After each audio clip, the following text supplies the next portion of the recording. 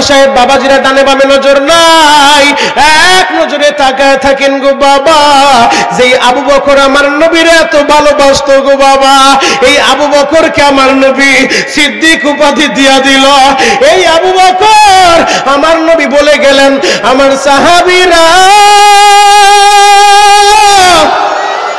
আমার ইন্তেকালের পরে আমার রওজার পাশে আমার বন্ধু আবু বকর রে তোমরা দাফন করবা, আমার বন্ধু আবু বকর রে আমার রওজার পাশে তোমরা শায়িত করবা।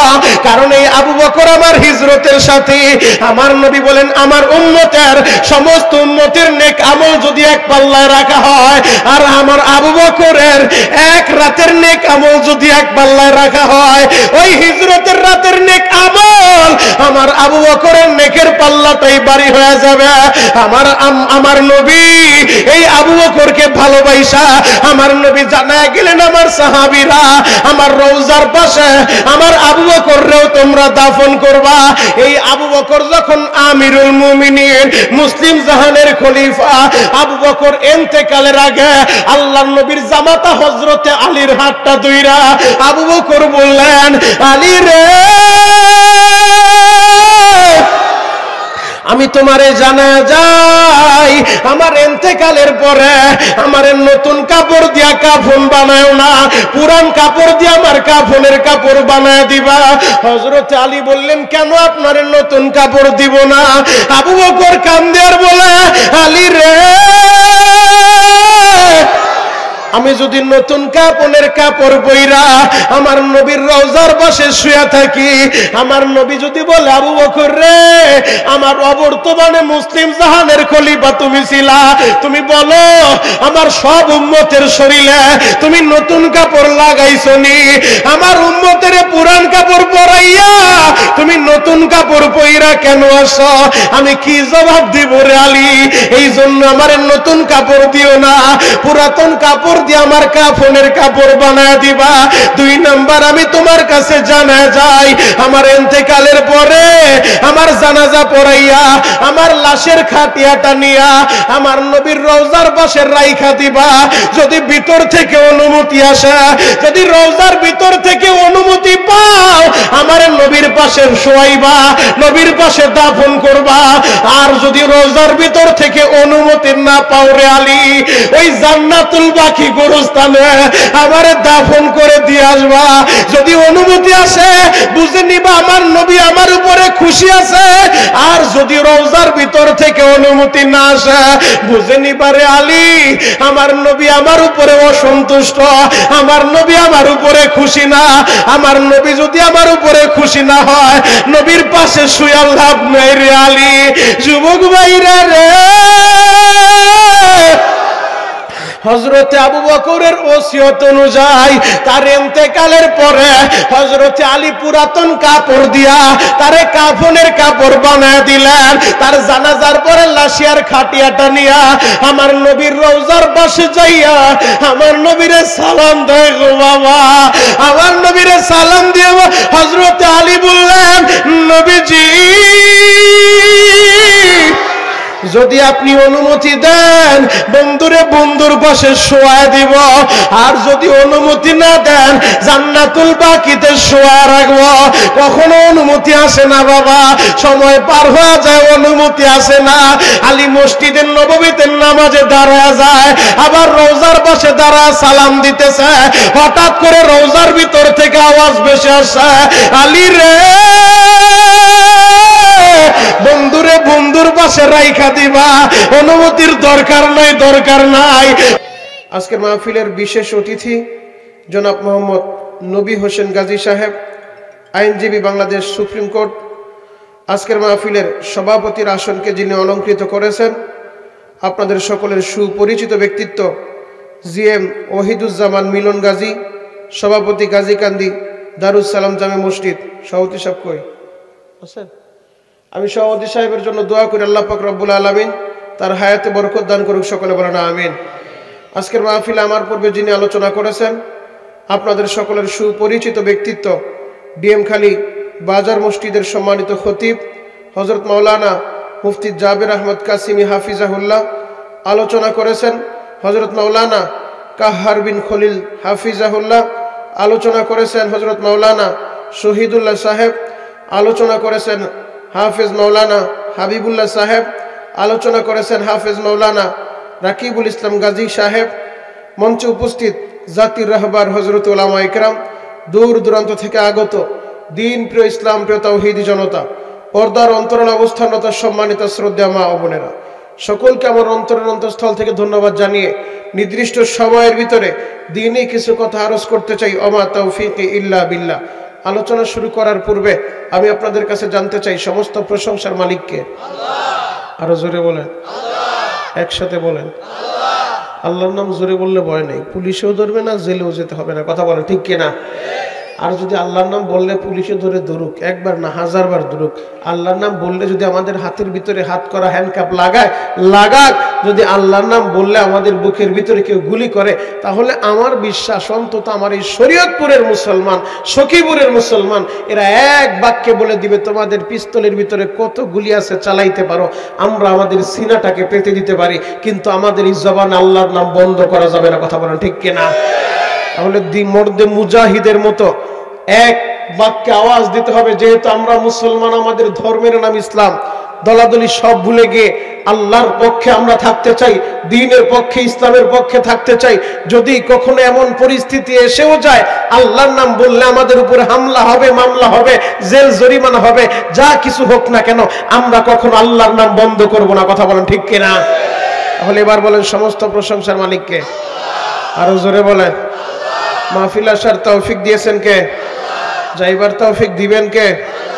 কেউ যেটা পারে না সেটা পারে কে? কেউ যেটা দেখে না সেটা দেখে কে? কেউ যেটা শোনে না সেটা শোনে কে? ওই আল্লাহর প্রশংসা চিৎকার মেরে বলেন আলহামদুলিল্লাহ। মাইকের আওয়াজ যেই পর্যন্ত যায়, আমি মাত্র 10 মিনিট সময় দিব। আজকেও কিন্তু বাসায় যাই নাই, সোজা আপনাদের এখানে এসেছি। গতকালকে কিশোরগঞ্জ প্রোগ্রাম ছিল, আগামীকাল যাবো আবার বিবাড়িয়া। প্রতিদিন চলছে, রমজানের আগ পর্যন্ত একদিনও খালি নাই। আবার রমজানে চলে যাব মক্কা মদিনা। আপনাদের দোয়ায় আল্লাহ চালায়, মুসাফির হালতে এখনো আছি। আমি দোয়া করব, সময় মাত্র 10 মিনিট। আল্লাহ 10 মিনিটের ভিতরে দোকানপাট সব বন্ধ হয়ে যাবে, দোকানপাট খালি করে যেই সমস্ত যুবকেরা দাঁড়িয়ে পাকা বাবাজের এই জান্নাতের প্যান্ডেলে আসবে, এদের পিছনের জিন্দেগির সব গুণ আপনি মাফ করে দিবেন। চিৎকার মেরে বলেন আমিন। আল্লাহ যারা আমিন বলছে এদেরকে আপনি মাফ করে দেন। আল্লাহ আমি 10 মিনিট সময় দিছি মুসাফির হিসেবে, আমার তেমন কোনো যোগ্যতা নাই, আমি বড় আলেম না, বড় মাওলানা মুফতি আমি না। আল্লাহ মুসাফিরের দোয়া আপনি কবুল করেন। আমি মুসাফির হালতে দোয়া করে গেলাম। হয়তো অনেক বাবাজি প্রচন্ড শীত পড়ছে, কম্বলের নিচে ঢুকে গেছে, যে শরীয়তপুরি বাবা উঠাইতে উঠাইতে রাত 10টা বাজাইছে, আরো তাড়াতাড়ি যদি তোমার উঠাইতো আমি একটু আলোচনা শুনতাম, কিন্তু কম্বল এখন গরম হয়েছে, আর আসার সুযোগ নাই। আল্লাহ শুয়া শুয়ে আমার যে বাবা যে চিন্তা জল্পনা কল্পনা করতেছে, আমার কণ্ঠের আওয়াজ শোনার পরে এখন এই মুহূর্তে একটা লাথি মেরে লেপ কম্বল ফেলে দিয়ে 10 মিনিটের ভিতরে আলহেরা যুব সমাজের এই মাহফিল আমার যে বাবাজি কলিজার টুকরা যুবক আসতে পারবে। মালিক মুসাফির হালতে দোয়া করে গেলাম, মৃত্যুর আগে একবার হলো তোমার নবীরে স্বপ্নে যোগে দেখায় দাও। আরো জোরে বলেন আমিন। আল্লাহ যে আশিকগুল আমিন বলছে, বারবার স্বপ্নে যোগে নবীজিরে দেখায় দেন। যে ব্যক্তি ইমানের হালতে নবীজির একবার দেখতে পারবে, তার জন্য জাহান্নামের আগুন হারাম হয়ে যাবে। আল্লাহু আকবার। তাহলে মুসাফিরের দোয়া কবুল করবেন কে? আরো জোরে বলেন। আমারে খুশি করবেন, আরশের মালিক খুশি হবে। কারো সামনে 1 ইঞ্চি জায়গা খালি থাকতে পারবে না, একেবারে পার্টির সামনে আসো যুবক ভাই, একেবারে সামনের দিকে আগান। যে যতটুকু সামনের দিকে আগাবেন, 10 মিনিট সময় দিছি ইনশাআল্লাহ। দোকানপাট খালি করতেও তো সময় লাগবে। হয়তো অনেক ভাইরা দোকানে জালমুড়ি অর্ডার দিছে, ফুচকা অর্ডার দিছে, ওই বিলটাও তো পরিশোধ করতে হবে ইনশাআল্লাহ। আসেন আপনারা সামনের দিকে আগান, একেবারে সামনে চলে আসেন। আল্লাহ যদি কবুল করে, এমনও হতে পারে ময়দানে বসার জায়গা নাও পাইতে পারে। অতএব যুবক, প্রতিদিন মনিরুল ইসলাম শরীয়তপুরি তোমাদের এলাকায় আসবে না, হয়তো আমার বাড়িও শরীয়তপুর, আপনার বাড়িও শরীয়তপুর, চাইলে আপনি প্রতিদিন আমাকে আপনার কাছে রাখতে পারবেন না। বাবাজি মেহেরবানি করে সামনের দিকে আগান। আল্লাহ যে যতটুকু সামনের দিকে আগাইছে, জান্নাতের ভিতরে তাদের জায়গাটা এত লক্ষ গুণ আপনি আরো বড় করে দিন। চিৎকার মেরে বলেন আমিন। আরো জোরে বলেন আমিন। বাবা বিশ্বাস করেন, আমি যত সময় আলোচনা করব, দুনিয়ার কোন নেতা নেত্রীর নাম আপনাকে আমি নিতে বলবো না। শুধু যতবার টাইম আসবে সুবহানাল্লাহ, আলহামদুলিল্লাহ, আল্লাহু আকবার, এই তাসবিহগুলো পড়বেন। বলবেন হুজুর এই তাসবিহগুলো পড়লে কি হবে? জমিন থেকে আসমান পর্যন্ত এই খালি জায়গাটা আল্লাহ পাক রব্বুল আলামিন নেক দ্বারা ভরপুর করে দিবে। আরো জোরে বলেন। এই যে একবার যারা সুবহানাল্লাহ বলছেন, আপনি কি জানেন এই সুবহানাল্লাহর কত দাম? হয়তো অনেকের খবর নাই। আল্লামা জাকারিয়া সাহেব রহমাতুল্লাহ আলাই ফাজাইলে আমল নামক কিতাবের ভিতরে নবীজির হাদিসটি তিনি উল্লেখ করেছেন, যে বান্দা বান্দি একবার সুবহানাল্লাহ পাঠ করে, আল্লাহ পাক রব্বুল আলামিন তার নাম, তার বাবার নাম, দাদার নাম সহ জান্নাতের ভিতরে একটা সুবহানাল্লাহর গাছ লাগায় দিবে। আরো জোরে বলেন। এই হাদিস যখন সাহাবায়ে কেরামের সামনে আমার নবীজি বলছেন, সাহাবীরা বলতেছে, ইয়া রাসূলুল্লাহ, ইয়া হাবিবাল্লাহ, নবীজি বেয়াদবি নিয়েন না, আপনি যে বললেন একবার সুবহানাল্লাহ বললে নিজের নাম, বাবার, দাদার নাম সহ জান্নাতে সুবহানাল্লাহর গাছ লাগাবে, ওই গাছটা কেমন হবে আমাদেরকে একটু বলেন। আমার নবী বললেন, আমার সাহাবীরা রে, ওই গাছটা এত মোটা তাজা হবে, একটা যুদ্ধের তেজস্ব ঘোড়া যদি 500 বছর দৌড়াইতে থাকে এরপরেও সুবহানাল্লাহর যে গাছটা আল্লাহ বানাবে, এই গাছের ছায়াটা অতিক্রম করতে পারবে না। আরো জোরে বলেন। সখীপুরের মুসলমান খুব চালাক, বলার সাথে সাথে জান্নাতের ভিতরে একটা গাছ লাগাইয়া দিয়েছেন। এই যে আরেকটা লেগে গেছে, আরেকটা লেগে গেছে, আরেকটা লাগায় দেন, বাবার জন্য একটা লাগায় দেন, মায়ের জন্য একটা লাগায় দেন, নিজের জন্য একটা লাগায় দেন। আল্লাহু আকবার বলেন। আল্লাহু আকবার। যে যত জোরে বলবেন আপনার হার্ট আল্লাহ ভালো রাখবে। অনেকে বলে হুজুর এত চিল্লালে তো হার্ট ভালো থাকবে না, আপনার হার্ট 2 দিন পরে নাই হয়ে যাবে। আমি বলি আল্লাহ জন্মের পর থেকে, আমার বুঝ হওয়ার পর থেকে, আমি যখন মাদ্রাসায় পড়ি তখন থেকে আমি বক্তব্য দিই, আলহামদুলিল্লাহ ফুল আওয়াজে ফুল বলি আমি দিই। হয়তো মাথার রক্ত, আমার শরীরের রক্ত গরম হয়ে মাথা দিয়া ঘাম ঝরতে থাকে, শীতের ভিতরে আপনারা বসে থাকতে পারেন না, আর আমার সব ভিজে যায়, পিছন দিক থেকে বাতাস করা লাগে, এরপর আল্লাহ চালায়, ইনশাআল্লাহ চলবে। অতএব আল্লাহর দেওয়া আমার কণ্ঠ, আল্লাহর দেওয়া শক্তি দিয়ে আমি আল্লাহর নাম নিব। কে কি বললো দেখার দরকার নাই, আল্লাহু আকবার বলবেন, আপনার হাড়ের রোগ কখনো হবে না, আল্লাহ হাত ভালো রাখবে। আল্লাহু আকবার। যদি আজকে আল্লাহু আকবার এই আওয়াজ দিতে যায় মারাও যান, আগামীকালকে অন্তত কবরে যায় মালিকের একটা বুঝ দিতে পারবেন, আল্লাহ আমার এই 60 বছর জীবনে তেমন কোন আমল করতে পারি নাই, ঠিক মতো নামাজ পড়ি নাই, রোজা রাখি নাই, ঠিক মতো মসজিদে যাই নাই, তবে আল্লাহ গতকাল আমাদের ওই গাজীকান্দি ডিএম খালি এলাকায়, গাজীকান্দি এলাকায়, সখীপুর এলাকায় আলহেরা যুব সংগঠনের যুবকরা মিল্লা আল্লাহ মসজিদ কমিটিদের পরামর্শ নিয়ে সুন্দর একটা জান্নাতের মেলা মিলাইছিল। আমাদের ভাই মনিরুল ইসলাম শরীয়তপুরে আসছিল। মালিক বিশ্বাস করো, তোমার তাসবিহ আল্লাহু আকবার, এই তাকবীর দিতে যায়, সুবহানাল্লাহ আওয়াজ দিতে যায়, আমার কণ্ঠটা ফাটাইছে। আল্লাহ দেও না আমারে মাফ কইরা। যদি আল্লাহরে বুঝায় বলতে পারেন, আল্লাহ মাফ করতে পারে কি পারে না? আরো জোরে বলেন, পারে কি পারে না? বিশ্বাস হয়? আরো জোরে বলেন, বিশ্বাস হয়? আমরা যে আমল করি, এই আমল দেয়া জান্নাত তো দূরের কথা, জান্নাতের গেরানো পাওয়া যাইব না যদি আল্লাহ দয়া করে আমাদেরকে মাফ না করে। কথা বলেন ঠিক কিনা? আল্লাহ যদি বলে আমার সামনে হিসাব দে, হিসাব দেওয়ার ক্ষমতা আমাদের নাই। আল্লাহ যারা আজকে উপস্থিত হয়ে গেছে আমাদের কাছে আপনি হিসাব চাইেন না, বিনা হিসাবে আমাদেরকে মাফ করে দিয়েন। চিৎকার মেরে বলেন আমিন। আরো জোরে বলেন আমিন। আল্লাহ পারে কি পারে না? আরো জোরে বলেন, পারে কি পারে না? বাবাজি, আপনাদের পায়ে হাত রেখে বলে যাই, আজকে যে মাসে আপনারা মাহফিলটা দিয়েছেন, আরবি মাস, এ মাসটা রজব মাস। এ মাসের চাঁদ যখন আকাশে উদিত হতো, আমার নবী একটা দোয়া করতেন, আল্লাহুম্মা বারিক লানা ফি রজব ওয়া শাবান ওয়া বাল্লিগনা রমাদান। আপনাদের ইমাম সাহেব হুজুর দোয়ার ভিতরে পড়ে জুমার সময় আপনাদেরকে বয়ান করে শোনায়। আমার নবী এই দোয়াটা করতেন কেন? আল্লাহ আমাদের রজব এবং শাবানে বরকত দেন, হায়াতটা লম্বা করে, যদি আজরাইল চলেও আসে আজরাইল দেখুন পাঠায়েন না, হায়াতটা লম্বা করে অন্তত রমজান পর্যন্ত পৌঁছায় দেন। চিৎকার মেরে বলেন আমিন। আর জোরে বলেন আমিন। তো আমাদের নবী, নবী হিসেবে তিনি গর্বিত। কেন?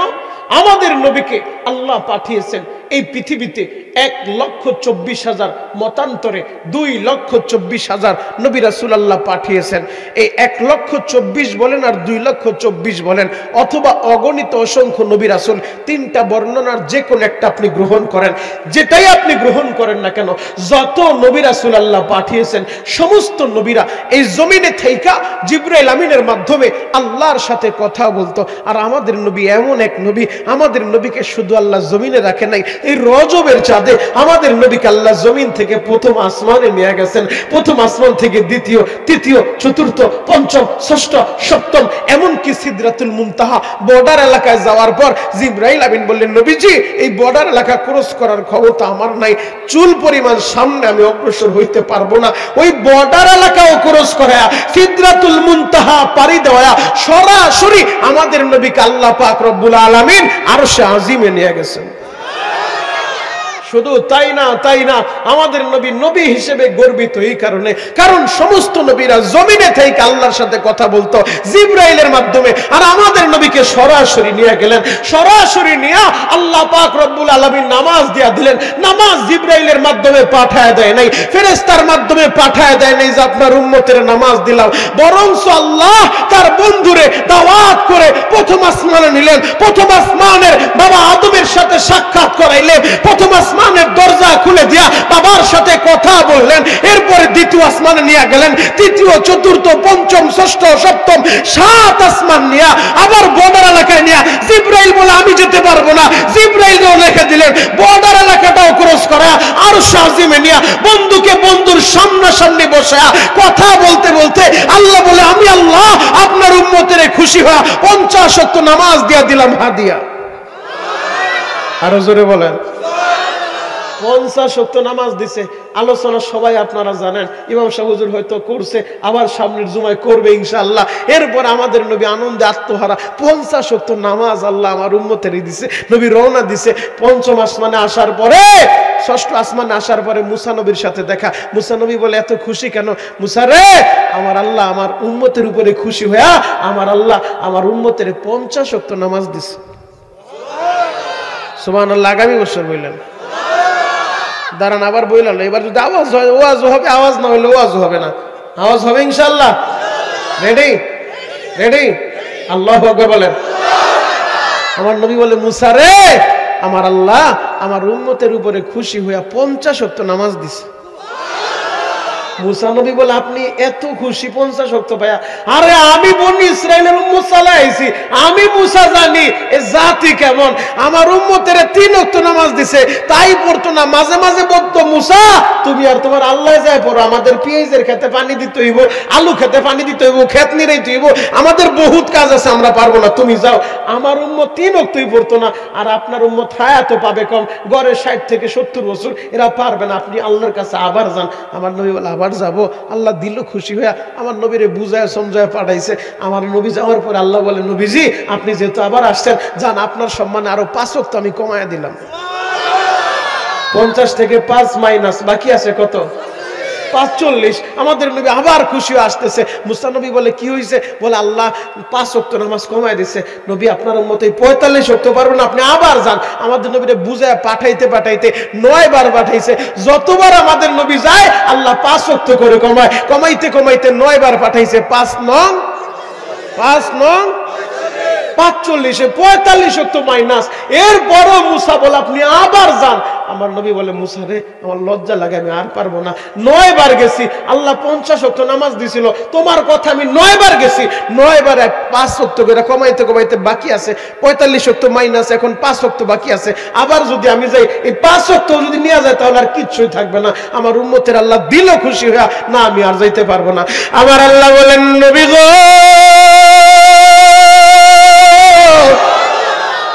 মুসা যেহেতু বলতেছে আপনি আরেকবার আসেন নবী। আমার নবী গেছে। আমার আল্লাহ বলে, নবীজি আমি আল্লাহ যা বলি আমার কথার কোনো রদবদল হয় না। আমি তো আপনার উম্মতের 50 ওয়াক্ত নামাজ দিয়েছিলাম, যান 45 ওয়াক্ত মাইনাস 5 ওয়াক্ত বাকি আছে। আপনার যেই উম্মত 24 ঘন্টার ভিতরে ওয়াক্ত মতো এই 5 ওয়াক্ত নামাজ ঠিক মতো পড়বে, আমি আল্লাহ তাদের আমল নামায় 50 ওয়াক্তর সওয়াব জমা করে দেব। আরো জোরে বলেন। আপনার উম্মত পড়বে 5, সওয়াব জমা হবে 50। আল্লাহু আকবার। এরপরেও এই 5 ওয়াক্ত নামাজ আমরা পড়ি না। আল্লাহ এই রজবের চাঁদে আমরা যারা আল হেরা যুব সমাজের এই মাহফিল আসছি, আমাদের সবাইকে 5 ওয়াক্ত নামাজ পড়ার তৌফিক দেন। চিৎকার মেরে বলেন আমিন। আরো জোরে বলেন আমিন। আমাদের নবী নবী হিসেবে গর্বিত, কারণ আমাদের নবীকে আল্লাহ আরশ আজিমে নিয়ে সরাসরি কথা বলছেন। উম্মত হিসেবে আমরা গর্বিত। আমাদের নবীকে আল্লাহ যতগুলো মুজিজা দিয়েছিলেন, কেউ বলে 60, কেউ বলে 70, প্রত্যেকটা নবীকে আল্লাহ মুজিজা দিয়েছিলেন। কোন নবীকে মুজিজা দিয়েছে একটা, কোন নবীকে মুজিজা দিয়েছে 5টা, কোন নবীকে 50টা, এভাবে আল্লাহ মুজিজা দিয়েছিলেন। আমাদের নবীকে 50,000 60,000 উল্লেখযোগ্য রিওয়ায়াত হলো কমপক্ষে 3000 মুজিজা আল্লাহ পাক রব্বুল আলামিন দান করেছেন। এই 3000 মুজিজার ভিতরে সর্বশ্রেষ্ঠ যেই মুজিজা, সেই মুজিজার নাম মহাগ্রন্থ আল কোরআন। সুবহানাল্লাহ বলবেন না? মহাগ্রন্থ আল কোরআন হলো সবচেয়ে শ্রেষ্ঠ মুজিজা। কারণ কি, আজ থেকে 1500 বছর আগে এই কোরআন আল্লাহ নাজিল করলেন ওই মক্কা নগরীতে, এমন একটা সিচুয়েশনে, এমন একটা সময়ে, এমন একটা যুগে এই কোরআন আল্লাহ নাজিল করতেন। উলামায়ে কেরাম আছে, জিজ্ঞেস করে দেখেন, ইতিহাস পড়তে হবে, ইতিহাস জানতে হবে। যেই যুগটাকে আইয়ামে জাহিলিয়া বলতো, বর্বরতার যুগ, মূর্খতার যুগ, যেই যুগের মানুষগুলা সভ্যতা কি বুঝতো না, যেই যুগের মানুষগুলা আদর্শ কি জিনিস এই জিনিসটা তারা জানতো না, নিজের কন্যা সন্তানকে বাবা জ্যান্ত পুঁতে ফেলতো, এমন একটা সময় আল্লাহ কোরআন নাজিল করলো। ওই সমাজে যখন আল্লাহ কোরআন নাজিল করছে, ওই জাহিলি যুগের কিছু মানুষ যারা আমার নবীর কাছে আইসা নবীর হাতে হাত দিল, কালিমা পড়লো, মুসলমান হইল, কোরআন অনুযায়ী জীবনটা সাজাইলো, আল্লাহ কি বলে তাদের সম্পর্কে শোনেন। প্রথম আলো পত্রিকার নিউজ আপনারা আমি শোনাই না, দৈনিক যুগান্তরের নিউজ আপনারা আমি শোনাই না, পবিত্র কোরআনের 28 নম্বর পারা সূরাতুল মুজাদালাতের 22 নম্বর আয়াতে কারিমার অংশ বিশেষ আপনারা শোনা যায়। আল্লাহ বলে, রাদিয়াল্লাহু আনহুম ওয়া রাদুআন, আমি আল্লাহ এদের উপরে খুশি, এরাও আমি আল্লাহর উপরে খুশি। আরো জোরে বলেন। জাহিলি যুগের যে মানুষগুলা কোরআন অনুযায়ী জীবন সাজাইলো, ভাই সাউন্ডটা কমে গেল কেন হঠাৎ? মাস্টার টন বেস আরো উঠাও, কাটবো না ইনশাল্লাহ। আমি ভালো বললে সবাই ভালো বলবে, আর আমি খারাপ বললে সব খারাপ। ইনশাল্লাহ আমারে খুশি রাখো, 2-1 ইউনিট কাটলেও লাভ হইব, বললে যাবো ইনশাল্লাহ। সব জায়গায় বাইরে দাওয়াত দিবেন, সার্ভিসটা ভালো। আল্লাহু আকবার বলেন, আরো জোরে বলেন আল্লাহু আকবার। না আলহামদুলিল্লাহ, আমার ভাইয়ের হাসিটাও ভালো, মাইকও ইনশাল্লাহ ভালো হইব। আল্লাহু আকবার বলেন। যেই কথাটা বলতেছিলাম, জাহিলি যুগে কোরআন নাজিল করলেন, যে মানুষগুলো আমার নবীর দরবার আইসা কালিমা পড়ে মুসলমান হইল, কোরআন অনুযায়ী জীবন সাজাইলো, আল্লাহ বলে আমি আল্লাহ এদের উপরে খুশি হয়ে গেলাম। নবীজি তাদের সম্পর্কে কি বলে শুনেন, আসহাবি কান্নুজুম ফাবিআইহিম ইকতাদাইতুম ইহতাদাইতুম। আমার এক একজন সাহাবী আকাশের নক্ষত্রের ন্যায়, এদের মধ্য থেকে একজনকেও যদি তোমরা অনুসরণ করো, আল্লাহ তোমাদের হেদায়েত দিয়া দিবে। 1500 বছরের ইতিহাস আপনাকে পড়তে হবে, আপনাকে জানতে হবে। আমি আপনাদেরকে বলে যাই, এই 1500 বছরের ইতিহাস আমাদেরকে যে শিক্ষাটা দেয়, 1500 বছর হল আল্লাহ কোরআন নাজিল করছে। এই 1500 বছরের ভিতরে মক্কার যে মানুষগুলা আমার নবীর হাতে হাত দিয়া কালিমা পড়লো, তারা কত দামি হয়ে গেল। আবু বকর, ওমর, ওসমান, নবীর সাহাবীরা, তাদের নামটা স্বর্ণাক্ষরে লেখা হয়ে গেল।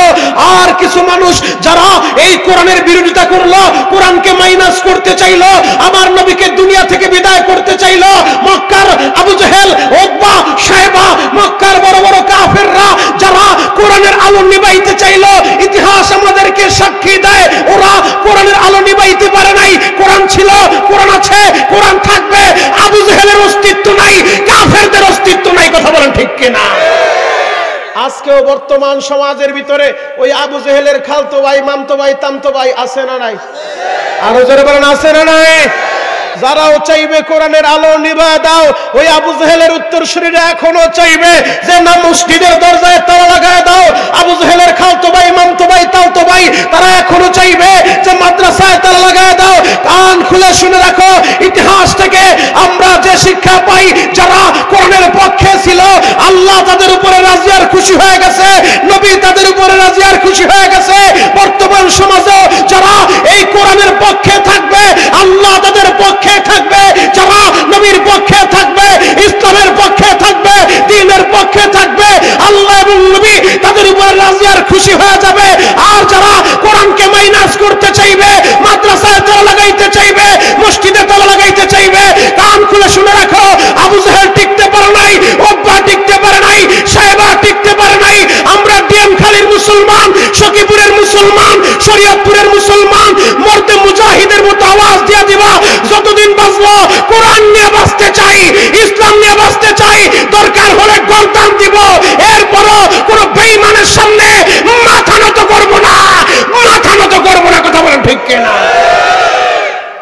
আছেন না নাই? আরো জোরে বলেন রাজি আছেন না নাই? তাহলে মাহফিলের মাঝখান থেকে হযরত ওমরের মতো একটা মর্দে মুজাহিদ লাগবে, মাজা টান করে তাকবীর মারবেন। পারবেন তো ইনশাআল্লাহ? পারবেন তো ইনশাআল্লাহ? নারায়ে তাকবীর, আল্লাহু আকবার। ওই যে এক চাচায় মুখে খোলে না, ঘটন নাকি?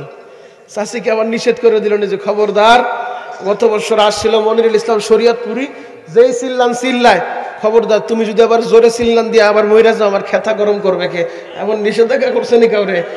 অত চাচা চিন্তা নাই, আপনি মারা গেলে দুনিয়ার চাচি হারাইলো, পরকাল আল্লাহ পাক রব্বুল আলামিন জান্নাতে 70টা চাচি দিবা। আল্লাহু আকবার বলেন, আরো জোরে বলেন আল্লাহু আকবার। নারায়ে তাকবীর, আল্লাহু আকবার। আল কোরআনের আলো, আল হাদিসের আলো, দুনিয়ার মুসলিম এক হও, এক হও, নারায়ে তাকবীর। সকলেই বলেন মারহাবা, আরো জোরে বলেন মারহাবা। তা আমাদের নবীকে 3000-এর উপর আল্লাহ মুজিজা দিয়েছেন। সর্বশ্রেষ্ঠ মুজিজার নাম মহাগ্রন্থ আল কোরআন। এই কোরআনটা আমাদেরকে গ্রহণ করতে হবে। হ্যাঁ যুবক, আমাদের নবীকে যতগুলো মুজিজা দিয়েছেন, কতটা মুজিজা তোমাদের সামনে আমি তুলে ধরবো। মেরাজটা আমাদের নবীর জন্য একটা মুজিজা। আমাদের নবী তো সহজ সরল ছিলেন। মক্কার আবু জেহেল একদিন এসে বলতেছে, মোহাম্মদ আজকে কোনো নিউজ টিউজ আসেনি বাতিজা? তুমি তো মাঝে মধ্যে অনেক নিউজ টিউজ দাও যে জিব্রাইল তোমার কাছে আছে, আজকে কোনো নিউজ আছে? আমার নবী বললেন, চাচা হ্যাঁ আজকেও তো একটা নিউজ আছে। কি নিউজ? বলে গতকাল রাতে সুবহানাল্লাযী আসরা বিআবদিহি লাইলাম মিনাল মাসজিদিল হারামি ইলাল মাসজিদিল আকসা। গতকাল রাতে রাত্রিকালীন আল্লাহ আমারে সফর করাইছেন, ভ্রমণ করাইছেন, মসজিদ হারাম থেকে মসজিদ আকসা আনিছেন, আবার রাতারাতি আমি মক্কায় ফিরে আসছি। আল্লাহু আকবার। আবু জেহেল এই কথা শুই না অট্ট হাসি হাসে আর বলে, ও লোকেরা শোনো শোনো, আমার কথা তোমরা বিশ্বাস করো নাই। আমি আগেই বলছিলাম আব্দুল্লাহ বেটা মুহাম্মদ একটা পাগল। নাউজুবিল্লাহ। আগামী বছর আরো জোরে বলেন, আমি আগেই বলছিলাম আমার কথাটা তোমরা বিশ্বাস করো নাই। মক্কার আবু জেহেল আমার নবীরে পাগল বলার আমার আল্লাহ কি বলে শোনেন, ওমা সাহিবুকুম বিমাজনুন। আমার নবী পাগল না, পাগল না। মক্কার আবু জেহেল আমার নবীরে পাগল বলে। মক্কার আবু জেহেল লোকদেরকে বলতেছে, আমি আগেই বলছিলাম আমার কথা তোমরা শুনো নাই। দেখো মোহাম্মদ কি বলে, গতকাল রাতে নাকি সে মসজিদ হারাম থেকে মসজিদ আকসা গেছে, ওই ফিলিস্তিনের বাইতুল মুকাদ্দাস, যেই জায়গায় যাইতে কয়েক মাস সময় লাগে। মোহাম্মদ রাতারাতি গেছে, রাতের কিছু অংশ, আবার নাকি রাতারাতি চলে আসছে। তোমরাই বলে এটা কি সম্ভব? হঠাৎ করে দেখা আবু বকরের সাথে। আবু বকর নরম মানুষ না গরম মানুষ? সবাই বলেন নরম না গরম? নরম ছিলেন। নবী সাহাবীদের ভিতর হযরত আবু বকর ছিলেন নরম, আর ওমর ছিলেন গরম। তা আবু বকর তো নরম মানুষ। দেখবেন সমাজে যারা নরম, এই মুরব্বীদের ভিতরে, যুবকদের ভিতরে যারা নরম, এরা সহজে কিন্তু গরম হয় না। আর যদি নরম মানুষ একবার গরম হয়, ওরে ঠান্ডা করতে খবর আছে। কথা বলেন ঠিক কিনা? তো আবু বকর নরম মানুষ, সহজে গরম হয় না। তো আবু জেহেল জিলাপির তো 2.5 পেজ, আর আবু জেহেলের ভিতরে 7.5 পেজের চাইতেও বেশি। কথা বলেন ঠিক কিনা? তা আবু জেহেল আবু বকরকে দেখা ডাক দিছে, আবু বকর এদিকে আসো। লোকেরা বলে আমার নবীর কথা বলে না, কারণ নবীর কথা বললে তো আবু বকর আবার বিশ্বাস করবে। বলে লোকেরা বলে তোমার সাথী, তোমার সঙ্গী, তোমার বন্ধু মুহাম্মদ নাকি গতকাল রাতে মক্কা থেকে সেই মসজিদ আকসা গেছে। ও আবু বকর তুমি বলো এটা কি সম্ভব? এখান থেকে কয়েক মাসের রাস্তা লাগে যাইতে, সেই জায়গার রাতের কিছু অংশ। ইসরা, আল্লাহ শব্দ ব্যবহার করলেন সুবহানাল্লাযী আসরা।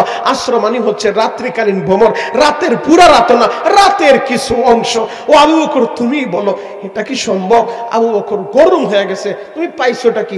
এক এক সময় আমার নবী সম্পর্কে এই মানুষের কাছে ভুল মেসেজগুলা তুমি দাও, ভুল তথ্যগুলা তুমি দাও। আবু বকরের তো আর খবর নাই। এদিক দিয়ে আবু বকরের সাথে হয়তো নবীর আমার সাক্ষাৎ হয় নাই। আবু বকর গরম হয়ে গেছে, রাগ হয়ে গেছে। আজকে তোর কোনো রক্ষা নাই। তুই আমার নবী সম্পর্কে এক সময় মিথ্যা বানোয়াট গল্প গুজব করস, কাহিনী মানুষের সামনে তুলে ধরস। আবু জেহেলের হাত ধরে টানতে টানতে আমার নবীর কাছে নিয়ে যাইতেছে। তা আবু জেহেলকে যখন ধইরা নিয়ে যাইতেছে, আবু জেহেল মনে মনে খুশি যে আমি এইটাই চাইছিলাম, কোনো মতে যদি আবু বকর আমার দলে আনতে পারি তাহলে আমার মিশন সাকসেস হয়ে যাবে। আবু বকর তো গরম হইয়া আবু জেহেলকে ধইরা নিয়ে যাইতেছে, যায় বলে ইয়া রাসূলুল্লাহ, ইয়া হাবিবাল্লাহ, নবীজি এই লোকটা আপনার সম্পর্কে মিথ্যা কথা বলতেছে। এই লোকটা বলতেছে মানুষকে আপনি নাকি বলছেন গতকাল রাতে আপনি মসজিদে হারাম থেকে মসজিদে আকসা গিয়েছেন, এরপরে নাকি আপনার মেরাজ হয়েছে, ওই জায়গা থেকে 7 আসমান আপনি ভ্রমণ করে আসছেন। আমার নবী বলেন, আবু বকর রে, আপনার সাথে আমার সাক্ষাৎ হয় নাই। ও আবু বকর, গতকাল রাতে আমার আল্লাহ আমাকে মসজিদে হারাম থেকে মসজিদে আকসা নিয়েছেন। আমার মেরাজ হয়েছে 7 আসমান, জান্নাত, জাহান্নাম, আরশ, কুরসি, লৌহ, কলম সব কিছু আমার আল্লাহ আমারে ভ্রমণ করায় দেখাইছে। হযরত আবু বকর এই কথাটা আমার নবীর মুখে যখন শুনছে, আবু বকর আবু জেহেলের হাতটা ছাইরা দিয়া বলে, সামি'না ওয়া আতা'না, সামি'না ওয়া আতা'না, সামি'না ওয়া আতা'না। আমি শুনলাম আর মানলাম, আমি শুনলাম আর মানলাম। নবীজি আপনি যখন বলছেন এই কথার উপরে আমি বিশ্বাস করলাম। আল্লাহু আকবার। আমার নবী বললেন, আবু বকর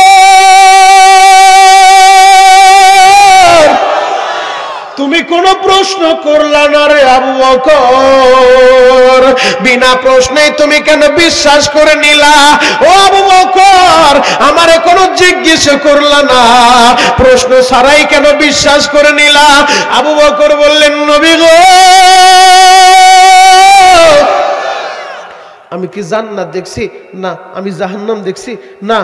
আপনার কথা আমি জান্নাতের উপর বিশ্বাস করছি, আপনার কথা আমি জাহান্নাম বিশ্বাস করছি, আপনার কথা আমি পরকালকে বিশ্বাস করছি, আপনার কথায় আল্লাহর সামনে দাঁড়ায় হিসাব দিতে হবে সেই কথাগুলো আমি বিশ্বাস করছি। আপনার কথায় যদি আমি সব বিশ্বাস করতে পারি, রাতের কিছু অংশ সময় আমার আল্লাহ আপনার মেরাজ করাইছেন, রাত্রিকালীন ভ্রমণ করাইছেন, মক্কা থেকে মসজিদে আকসা পর্যন্ত নিয়েছেন, এটা অসম্ভবের কি আছে? আপনি যেহেতু বলছেন সামি'না ওয়া আতা'না, আমি আবু বকর শোনার সাথে সাথে বিশ্বাস করে নিলাম। আল্লাহু আকবার। আমার নবী বললেন, আবু বকর প্রশ্ন ছাড়াই বিনা প্রশ্নে যেহেতু তুমি আমার কথা বিশ্বাস করে নিছো, আজ থেকে আমি তোমার খালি ফিরাইবো না। ও আবু বকর, আজ থেকে তুমি আবু বকর সিদ্দিক, তুমি সত্যবাদী, আমি নবী তোমারে সিদ্দিক উপাধি দিয়া দিলাম। আল্লাহু আকবার। এই আবু বকর সিদ্দিক আমার নবীর কত ভালোবাসছে। এই মেরাজটা আমার নবীর একটা মুজিজা। আলোচনা এই জায়গায় থাকলো, এরপর আবার এদিকে আসতেছে ইনশাআল্লাহ। হে যুবক, আমার নবীর কতটা মুজিজা তুমি দেখবা, কতটা মুজিজা দেখবা। আরে আমার নবী রাস্তা দিয়ে হেঁটে গেলে আকাশের মেঘমালা নবীর ছায়া দেয়, আমার নবী রাস্তা দিয়ে হেঁটে গেলে আমার নবীর সাথে বনের হরিণী কথা বলে, আমার নবীর আদেশে গুইসাপ আমার নবীর নবুয়তকে স্বীকার করে, আমার নবীকে সাক্ষ্য দিয়া বলে আপনি শেষ নবী, আপনি শেষ নবী। গুইসাপ আমার নবীর সাথে কথা বলে। আমার নবী তেমন এক নবী, আমার নবী জমিনে থাইকা হাতের আঙ্গুলে দেয়া ইশারা করছে, আকাশের 4টা 2 টুকরা হয়ে গেছে। আমার বানানো কথা না, এর ঘোষণা, ইকতারাবাতি সাআতুন শাক্কাল কমর। আমার নবীর হাতের আঙ্গুলের ইশারায় আকাশের চন্দ্র 2 টুকরা হয়ে 1 টুকরা মক্কার, ওই মক্কার ভিতরে যেই পাহাড়টা এখনো বিদ্যমান আছে জাবাল আবি কুবাইস, ওই জাবাল আবি কুবাইসের উপরে চাঁদের একটা টুকরা হিসাব করছে। মক্কার বেঈমানগুলা দেখছে, দেখার পর ঈমান আনে নাই। আমার নবীর কতটা মুজিজা দেখবা, কতটা মুজিজা তুমি দেখতে চাও? সবচেয়ে বড় মুজিজার নাম মহাগ্রন্থ আল কোরআন। এই কোরআন নিয়ে বাঁচতে চাই, কোরআন নিয়ে মরতে চাই, কথা বলেন ঠিক কিনা? তা আবু বকর, আমার নবী যখন আবু বকরকে সিদ্দিক উপাধি দিয়ে দিলেন, মেরাজে আমার নবীকে এই রজবের চাঁদে আল্লাহ নিয়েছিলেন। মেরাজে নেওয়ার যতগুলো কারণ, এই যতগুলো কারণ, এর ভিতরে 2টা কারণ ইনশাআল্লাহ আমি আপনাদের সামনে তুলে ধরবো। 2টা কারণ আমি তুলে ধরবো। ইসলামটা যত সহজে আপনি আর আমি পেয়েছি বাবা, ইসলাম এত সহজে আসে নাই। এই ইসলামের জন্য আমার নবীকে অবরুদ্ধ করে রেখেছে, 3 বছর জেলখানায় রেখেছে, 3টা বছর এমন ভাবে অবরুদ্ধ করে রেখেছে। শিয়াবে আবু তালেব ভিতরে উলামায়ে কেরাম আছে, জিজ্ঞেস করে দেখেন, কিতাব পড়ে দেখেন, সিরাত মুতালা করে দেখেন, সিরাত ইবনে হিশাম পড়ে দেখেন, সিরাতে মুস্তাফা পড়ে দেখেন। আপনি সিরাতের কিতাবগুলো রচনা পড়ে দেখেন, আপনি আমার নবীকে আমাকে 3 বছর শিয়াবে আবি তলেবের ভিতরে অবরুদ্ধ করে রাখলো। এমনও হয়েছে ক্ষুধার যন্ত্রণায় আমার নবী সবুজ ঘাসগুলা চিবায়া চিবায়া খাইছে। নবীর সাহাবীরা ওই গাছের পাতাগুলা চিবায়া চিবায়া খাইছে ক্ষুধার যন্ত্রণা নিবারণ করার জন্য। যত সহজ ইসলামটা আপনি আর আমি পেয়েছি, এত সহজ ইসলাম আসে নাই বাবা। এখনো পর্যন্ত ওই উহুদ পাহাড়ে গেলে সহ্য করা যায় না। আমি গুনাহগার, গত বছর রমজানে ওই উহুদ পাহাড়ে বহুতবার গিয়েছি। উহুদ পাহাড়ের পাশেই আমার ওই বাংলাদেশের কুমিল্লার অনেক ব্যবসায়ীরা, সুগনম মার্কেটের ব্যবসায়ীরা আমাদের জন্য ইফতার মাহফিলের আয়োজন করছে। আমি উহুদ পাহাড়ের পাশে বয়ানও করেছি। হে যুবক, ওই উহুদ পাহাড়ে গেলে সহ্য করা যায় না। এই ডিজিটাল যুগে যখন বদরের ময়দানে আমি গেলাম, আমি যেই গাড়িতে গত রমজানে বদরের মাঠে গেলাম, আমাদের গাড়িটা 120 কিলোমিটার বেগে চললো। আমি তখন চিন্তা করতে লাগলাম, ডিজিটাল যুগ, এত সুন্দর রাস্তা, 120 কিলোমিটার বেগে আমার গাড়ি চলে, আর আমার নবী ইসলামের জন্য, কোরআনের জন্য, দ্বীনের জন্য 313 জনের একটা কাফেলা নিয়া রোজাদার সাহাবায়ে কেরাম, যাদের পেটে খাবার ছিল না বাবা, যাদের যুদ্ধের তেমন সরঞ্জামাদি ছিল না, যাদের তেমন কোনো ভালো ঘোড়াও ছিল না, ওই ক্ষুধার্ত সাহাবায়ে কেরামকে নিয়া আমার নবী এই মরুভূমির আঁকা বাঁকা রাস্তাগুলো পাড়ি দিয়া এই বদরের মাঠে উপস্থিত হয়েছেন। মদিনা থেকে প্রায় 100 কিলোমিটারের উপরে ওই বদরের মাঠ, ওই মাঠে গেলে এখনো সহ্য করা যায় না। ওই জায়গার ভিতরে একটা মসজিদ আছে, যার নাম মসজিদে আরিস। অনেক হাজিরা গিয়েছেন, তারা জানেন মসজিদে আরিস। ওই জায়গার ভিতরে আমার নবীর জন্য তাবু গাড়া হয়েছিল। 16ই রমজান রাত্রিবেলা আমার নবী দোয়া করতেছিলেন, আল্লাহ মাতা নাসরুল্লাহ, মাতা নাসরুল্লাহ, কখন আসবে আপনার সাহায্য? আগামীকাল যুদ্ধ শুরু হয়ে যাবে এই বদরের মাঠে, ইসলামের প্রথম জিহাদ, ইসলামের প্রথম যুদ্ধ। আমি 313 জনকে নিয়ে এসেছি। আমি আসতাম না, আপনি আমার আসতে বলছেন। মক্কায় 13 বছর আমি মার খেয়েছি, কোনোদিন প্রতিবাদ করি নাই। মদিনাতে আসার পরে আপনি আমার অনুমতি দিয়েছেন, আপনি আমার আদেশ দিয়েছেন। আপনার আদেশ পায়া আমি এই 313 জনকে নিয়ে বদরের মাঠে উপস্থিত হয়ে গেছি।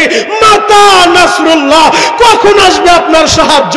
যদি আগামীকাল আমার পরাজয় হয়ে যায়, এই 313 জনের পরাজয় হয়ে যায়, এই পৃথিবীতে আপনার আল্লাহ বলার মতো কেউ থাকবে না। আমার নবী চোখের পানি দিয়া দোয়া করতেছে। ও ডিএমখালীর যুবক, ও গাজীকান্দির যুবক, ও সখীপুরের যুবক, নবী আমার আবেগ ভরা কণ্ঠে যখন বলতেছে মাতা নাসরুল্লাহ, অটোমেটিক হাত দুইটা উপরে উঠতেছে। বুখারী শরীফের ভিতরে আসছে, ওলামায়ে কেরাম আছে, জিজ্ঞেস করে দেখেন, নবী বলতেছে মাতা নাসরুল্লাহ, হাত উপরে উঠতেছে, আবেগ ভরা কণ্ঠে, চোখ ভরা পানি নিয়ে দোয়া করতে করতে হঠাৎ করে আমার নবীর গাড়ির উপর থেকে চাদরটা সইরা গেছে। আবু বকর পিছন দিক থেকে দৌড়ায় এসে চাদরটা আমার নবীর গাড়ির উপরে দইরা বলে, হাসবুকা ইয়া রাসূলুল্লাহ, নবী আপনি আর কাঁদবেন না, যথেষ্ট হয়েছে, যথেষ্ট, আল্লাহ আপনার সাহায্য করবে। আমার আল্লাহ ঠিকই সেই বদরের মাঠে সাহায্য করেছে। যেই বদরের মাঠে আমার নবী যখন পরদিন যুদ্ধ শুরু হয়ে গেছে, 14 জন সাহাবায়ে কেরাম নিজের জীবনটাকে উৎসর্গ করে দিয়েছেন এই কোরআনের জন্য, ইসলামের জন্য। ইসলাম যত সহজে আপনি আর আমি পেয়েছি, এত সহজে আসে নাই। ইসলামটা বদরের মাঠ পাড়ি দিয়ে আসছে, ইসলামটা হুনাইনের ময়দান পাড়ি দিয়ে আসছে, ইসলামটা তাবুকের ময়দান পাড়ি দিয়ে আসছে, ইসলামটা মুতার ময়দান পাড়ি দিয়ে আসছে। এই ইসলামের জন্য, এই কোরআনের জন্য অনেক সাহাবীরা মায়ের কোল খালি করছে, স্ত্রীদেরকে বিধবা করছে। কথা বলেন ঠিক কিনা? এই ইসলামের জন্য, এই কোরআনের জন্য ইমাম আবু হানিফা রহমাতুল্লাহ আলাইহিকে কারাগারের ভিতরে বিষ খাওয়ায় শহীদ করা হয়েছিল। এই ইসলামের জন্য, এই কোরআনের জন্য ইমাম আহমদ ইবনে হাম্বল রহমাতুল্লাহ আলাইহিকে কারাগারের ভিতরে বন্দী করে জালিমগুলা নির্যাতন করেছিল। এই ইসলামের জন্য, এই কোরআনের জন্য যুগে যুগে ওলামায়ে হক্কানি, ওলামায়ে রব্বানি, ওই দারুল দেওবন্দের কৃতি সন্তান আল্লামা মাহমুদুল হাসান দেওবন্দি রহমাতুল্লাহ আলাইহিকে মালতার কারাগারে বন্দী করা হয়েছিল। এই ইসলামের জন্য, এই কোরআনের জন্য হুসাইন আহমদ মাদানী রহমাতুল্লাহ আলাইহি জালিমের জিন্দানখানায় বন্দী হয়েছেন। ওই ইংরেজ লাল কুত্তাদের মার খেয়েছেন। যুগে যুগে ওলামায়ে কেরাম, ওলামায়ে হক্কানি, ওলামায়ে রব্বানি, নবীর আশিকেরা ইসলামের জন্য, দ্বীনের জন্য, কোরআনের জন্য জালিমের জিন্দানখানায় বন্দী হয়েছেন, ফাঁসির রশি গলায় নিয়েছেন। এরপরও কোন জালিমের সামনে মাথা নত করে নাই। সখীপুরের আশিক রাসূলরা দীপ্ত কণ্ঠে দেখায় দিবা, যদি কখনো এমন পরিস্থিতি তৈরি হয়ে যায়, এমন সময় এসে যায়, কে কোন দল করে আমার দেখার দরকার নাই। আমি কোন দলের দালালি করতে আসি নাই, আমি কোন পীরের দালালি করতে আসি নাই। আমি শরীয়তপুরের সন্তান, এই সখীপুরের মাটিতে পড়ে গেলাম, টেকনাফ থেকে তেতুলিয়ায় ময়দানে আমি একটা কথাই বলি, যুবক তুমি কোন দলের নেতা এটা তোমার বড় পরিচয় না, তুমি কোন পীরের মুরিদ এটা তোমার বড় পরিচয় না। পরিচয় আমাদের একটাই, আমরা এক আল্লাহর গোলাম আর এক নবীর উম্মত। কথা বলেন ঠিক কিনা? এটাই আমাদের বড় পরিচয়। যদি কখনো এমন টাইম এসে যায় কোরআনের জন্য, ইসলামের জন্য, দ্বীনের জন্য, নবীর জন্য রক্ত দিতে হবে, জীবন দিতে হবে, রাজি আছেন না নাই? আরো জোরে বলতে হবে, রাজি আছেন না নাই? কে কে রাজি আছেন হাতগুলো আল্লাহকে দেখায় দেন। আল্লাহ আমাদের সবাইকে কবুল করুক, সকলে বলেন আমিন। আরো জোরে বলেন আমিন। আল্লাহু আকবার বলেন তো, আরো জোরে বলেন আল্লাহু আকবার। হে যুবক ভাইরা, হাজী সাহেব বাবাজিরা ডানে বামে নজর নাই, এক নজরে তাকায় থাকেন গো বাবা। যেই আবু বকর আমার নবীর এত ভালোবাসতো গো বাবা, এই আবু বকরকে আমার নবী সিদ্দিক উপাধি দিয়া দিল। এই আবু বকর আমার নবী বলে গেলেন, আমার সাহাবীরা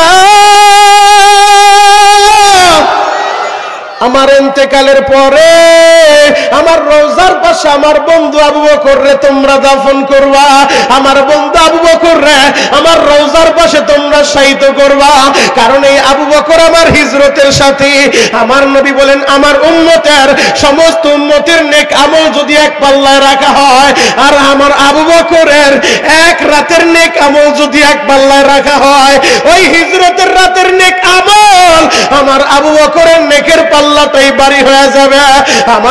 আমার নবী এই আবু বকরকে ভালোবাসা আমার নবী জানায় গেলেন, আমার সাহাবীরা আমার রওজার পাশে আমার আবু বকররেও তোমরা দাফন করবা। এই আবু বকর যখন আমিরুল মুমিনিন, মুসলিম জাহানের খলিফা, আবু বকর ইন্তেকালের আগে আল্লাহর নবীর জামাতা হযরতে আলীর হাতটা ধইরা আবু বকর বললেন, আলী রে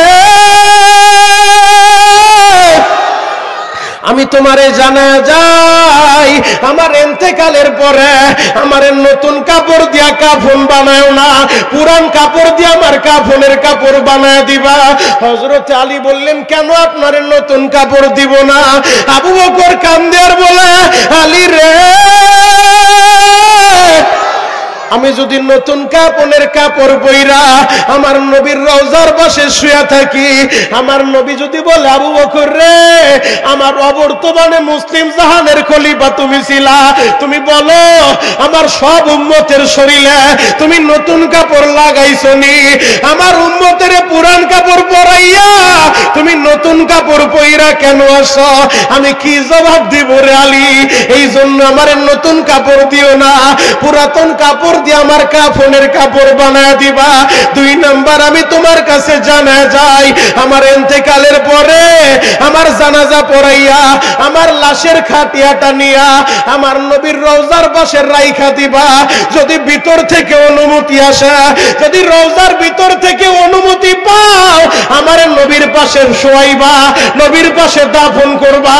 আর যদি রওজার ভিতর থেকে অনুমতি না পাও রে আলী, ওই জান্নাতুল বাকি গোরস্থানে আমারে দাফন করে দিয়ে আসবা। যদি অনুমতি আসে বুঝে নিবা আমার নবী আমার উপরে খুশি আছে, আর যদি রওজার ভিতর থেকে অনুমতি না আসে বুঝে নিবা রে আলী আমার নবী আমার উপরে অসন্তুষ্ট, আমার নবী আমার উপরে খুশি না। আমার নবী যদি আমার উপরে খুশি না হয়, নবীর পাশে শুয়ে লাভ নাই রে আলী। যুবক ভাইরা রে, হযরতে আবু বকরের ওসিয়ত অনুযায়ী তার ইন্তেকালের পরে হযরতে আলী পুরাতন কাপড় দিয়া তারে কাফনের কাপড় বানায় দিলেন। তার জানাজার পরে লাশিয়ার খাটিয়াটা নিয়া আমার নবীর রওজার পাশে যাইয়া আমার নবীরে সালাম দেয় গো বাবা। আমার নবীরে সালাম দিয়ে হযরতে আলী বললেন, নবীজি যদি আপনি অনুমতি দেন বন্ধুরে বন্ধুর পাশে শোয়া দিব, আর যদি অনুমতি না দেন জান্নাতুল বাকিতে শোয়া রাখবো। কখনো অনুমতি আসে না বাবা, সময় পার হয়ে যায়, অনুমতি আসে না। আলী মসজিদের নববীতে নামাজে দাঁড়ায় যায়, আবার রওজার পাশে দাঁড়ায় সালাম দিতেছে, হঠাৎ করে রওজার ভিতর থেকে আওয়াজ ভেসে আসে, আলী রে বন্ধুরে বন্ধুর পাশে রাইখা দিবা, অনুমতির দরকার নাই, দরকার নাই। ও যুবক ভাইরা রে, ও আমার দাড়ি পাকা বাবাজিরা, আমাদের নবীকে যতগুলো মুজিজা আল্লাহ দিয়েছিলেন, সর্বশ্রেষ্ঠ মুজিজার নাম আল কোরআন। এই মেরাজ আমার নবীর একটা মুজিজা। আমাদের নবীকে আল্লাহ মেরাজে নিয়েছিলেন। দুইটা কারণ আপনাদের সামনে আমি তুলে ধরব। এক নাম্বার কারণ আমার নবীর চাচার ইন্তেকাল, আর একটা কারণ হলো আমার নবীর বিবি আম্মা জান খাদিজার ইন্তেকাল। কারণ আপনারা সবাই জানেন বাবা, আমার নবী দুনিয়া এসে কোনোদিন বাবারে দেখতে পারে নাই, বাবার আদরটা পায় নাই। দুনিয়া আসার আগে বাবা হারাইছে, 6 বছর বয়সে বাবার কবর দেখতে যায় মাকেও হারাইছে। কথা বলেন ঠিক কিনা? নবীজি ছিলেন এতিম, মাও নাই বাবাও নাই। আমার নবীর মতো কয়জন এতিম আছে এই সমাজ, আপনি খোঁজ করে দেখেন তো। জন্মের আগেই বাবা হারাইছে, 6 বছর বয়সে মা হারাইছে। আমার নবীকে আল্লাহ এতিম কেন বানাইলেন? নবী যেন বুঝে এতিমের কষ্ট কি, এতিমের মনে জ্বালা কি। 6 বছর বয়সে যখন আমার নবী তার মাকেও হারাইলেন, নবী এতিম হয়ে গেছে। 8 বছর বয়স পর্যন্ত নবীর মায়ের ইন্তেকালের পরে 8 বছর 2 মাস বয়স যখন নবীর, তখন তার দাদা মারা যায়। নবীর দাদা মারা যাওয়ার আগ পর্যন্ত নবীর দাদা আব্দুল মুত্তালিব আমার নবীরে ভালোবাসতে, নবীরে বুকে জড়ায় দিছে, নবীরে খাবার খাওয়ায় দিত, নবীরে গোসল করায় দিত, নবীরে ঘুম পাড়ায় দিত। 8 বছর 2 মাস যখন আমার নবীর বয়স, নবীর দাদা আব্দুল মুত্তালিব দুনিয়া থেকে বিদায় নিয়ে চলে যায় গো বাবা। আমার নবীর দিলটা কত বিক্ষত। আব্দুল মুত্তালিবের ইন্তেকালের পরে আমার নবী দাদার লাশের পাশে বৈশা কান্দে, চেহারাটা মলিন। কারণ মাও নাই বাবাও নাই, আমার দাদা আমারে ভালোবাসতো, আমার দাদা আমারে খাবার খাওয়া দিত, আমার দাদা আমারে ঘুম পাড়ায় দিত। আজকে দাদাও আমারে ফাঁকি দিয়া চলে গেল। 8 বছরের নবী আমার দাদার লাশের পাশে বৈশা বৈশা কান্দে। ইন দা মিন টাইমে নবীর চাচা আবু তালেব আমার নবীর গাড়ির ভিতরে হাতটা দিয়া বলে, মুহাম্মদ রে, কেউ না জানলেও আমি জানি রে মুহাম্মদ, তোমার মনে যে কত ব্যথা, তোমার মনে যে কত জ্বালা। মুহাম্মদ রে, তোমার মা নাই বাবা নাই, তুমি তোমার দাদার সাথে থাকতা, আজকে দাদারে হারাইলা। ও মুহাম্মদ, তুমি চিন্তা কইরো না বাতিজা, আমি তোমার চাচা, আমি আবু তালেব তো আছি। ও মুহাম্মদ, আমি জীবনে যতদিন বাঁচবো আমি আমার জীবন দিয়া তোমারে ভালোবাসবো। ও মুহাম্মদ, আমার ছেলেরা খাইলে তুমিও খাইবা, আমার বাসায় চুলা জ্বললে তোমার পেটে খাবার ঢুকবে। মুহাম্মদ, তুমি চিন্তা কইরো না। আমার নবীরে জীবন দিয়া ভালোবাসলো আবু তালেব, নবীর চাচা। কারণ মক্কায় নবীর মাও নাই বাবাও নাই দাদাও নাই। দাদা মারা যাওয়ার পর থেকে চাচাই তার দায়িত্ব নিয়ে নিছে। এখন আবু তালেব আমার নবীরে নিয়ে ঘুমাইতে যায়, আমার নবীরে খাবার খাওয়া দেয়। মক্কার অনেক মানুষেরা বলে, আবু তালেব রে, তুমি তোমার সন্তানের চাইতে মুহাম্মদ রে বেশি ভালোবাসো, কারণটা কি? আবু তালেব বলে, তোমরা কি জানো না আমার বাতিজার মা নাই বাবা নাই কেউ নাই, আমি যদি ওরে ভালো না বাসি ওরে কে ভালোবাসবে?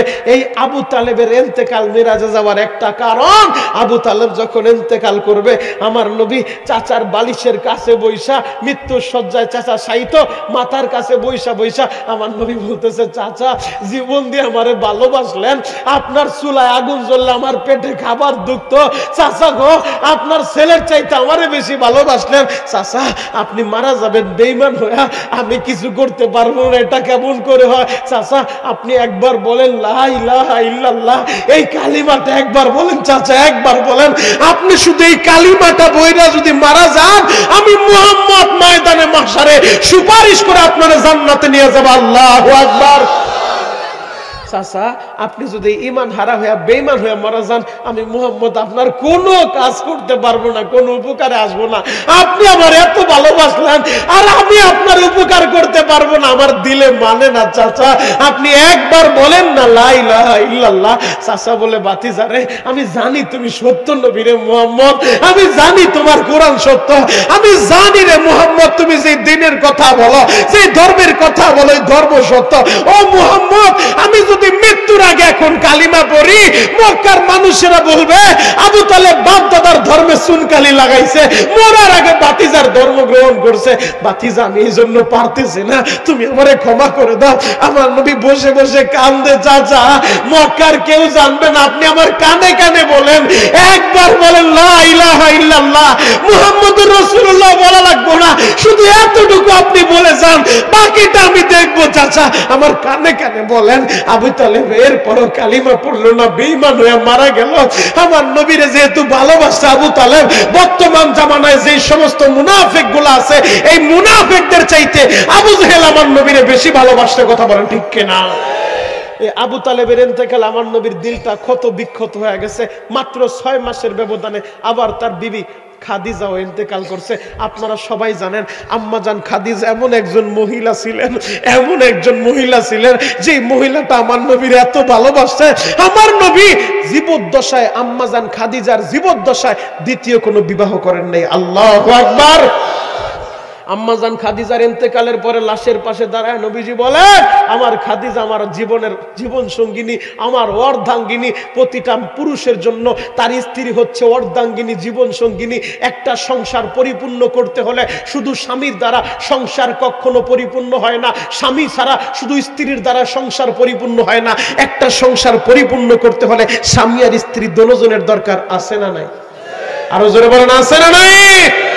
আজকে বর্তমান আমার বয়ান শুনতেছেন মা বোনেরা, এই গাজীকান্দি ডিএম খালি সখীপুরের মা বোনদেরকে বলে যাব, মাগো যদি আপনার ইন্তেকাল এমন অবস্থা হয়, আপনার ইন্তেকালের পরে আপনার স্বামী আপনার উপরে রাজি আর খুশি থাকে, আপনি আম্মাজান খাদিজার সাথে জান্নাতের মেহমান হয়ে যাবেন। আরো জোরে বলেন।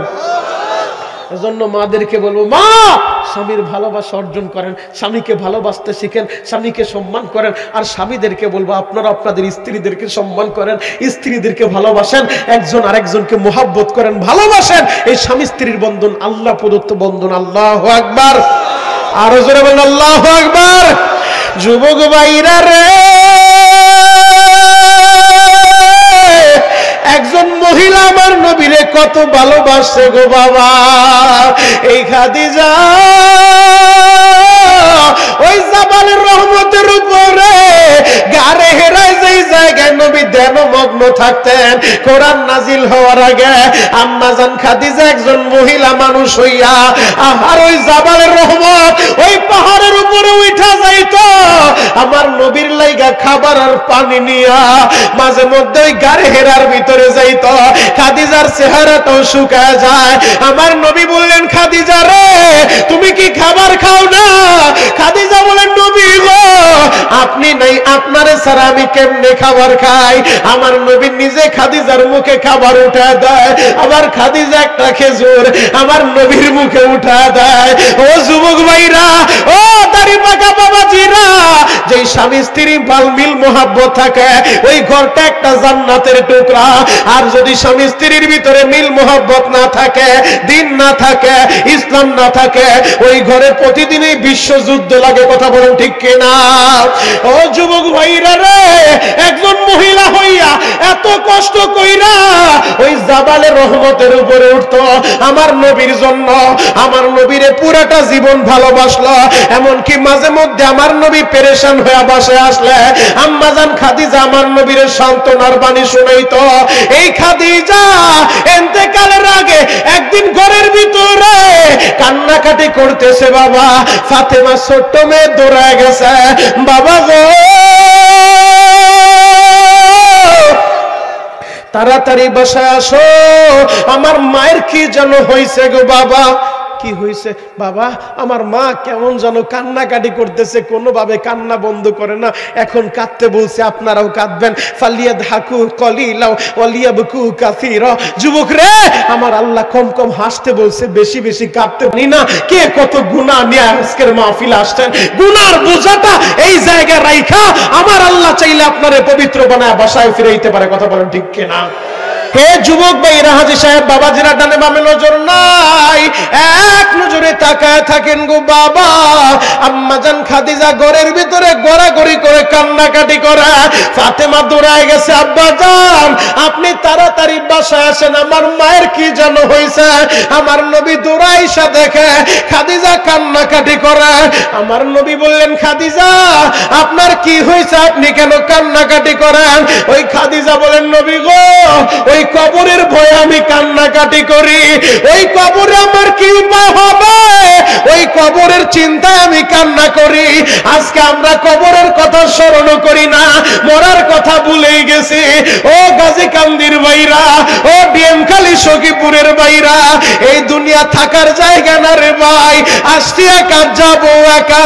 এমন হতে পারে আজকের মাহফিল আমাদের অনেকের জীবনের শেষ মাহফিল। কথা বলেন ঠিক কিনা?